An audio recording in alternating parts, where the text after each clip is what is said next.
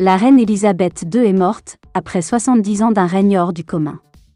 Plus d'options. Nécrologie, la monarque, qui avait accédé au trône en 1952 à l'âge de 26 ans, est morte le 8 septembre à 96 ans. Souveraine impassible, vénérée par le peuple britannique, chef des armées, gouverneur suprême de l'Église anglicane, interlocutrice de 15 premiers ministres britanniques, elle laisse une empreinte durable sur la monarchie. C'était en 1991 à Harare, capitale du Zimbabwe, à l'issue d'un sommet du Commonwealth. Quand Élisabeth II a fait son apparition sous la marquise dressée sur la pelouse du Haut-Commissariat britannique, l'invité s'est figé.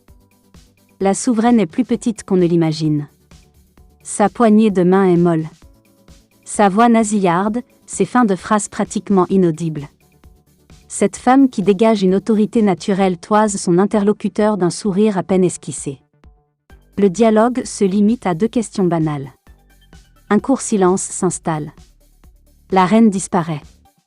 La monarque excelle dans cette double nécessité de paraître à la fois accessible et inaccessible.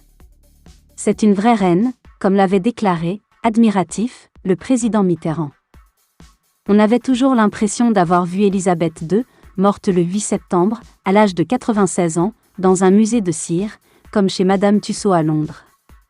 C'est que cette page vivante d'histoire avait été l'interlocutrice de 15 premiers ministres britanniques, de 14 présidents américains, de l'ensemble des chefs d'État de la VE République. N'avait-elle pas eu pour interlocuteur toutes les personnalités politiques de la planète, de Churchill à De Gaulle en passant par Kennedy et par Nehru? C'était en même temps un symbole. Sous son règne, le Royaume-Uni avait connu toutes les joies du succès et les affres de la défaite, démontrant ainsi qu'une nation prise entre un équilibre ancien déjà rompu et un équilibre nouveau qui reste à inventer peut, à travers la monarchie, se refaire. Courtoise, imperturbable. Monarque la plus photographiée et peinte du globe, Élisabeth II était, de surcroît, un ordinateur vivant.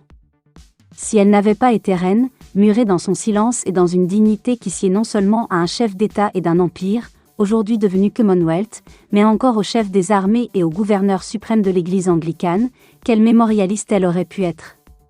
On peut toutefois se demander si secrètement cette femme petite, timide, à l'éducation sommaire, n'a pas détesté cette charge sa vie durant.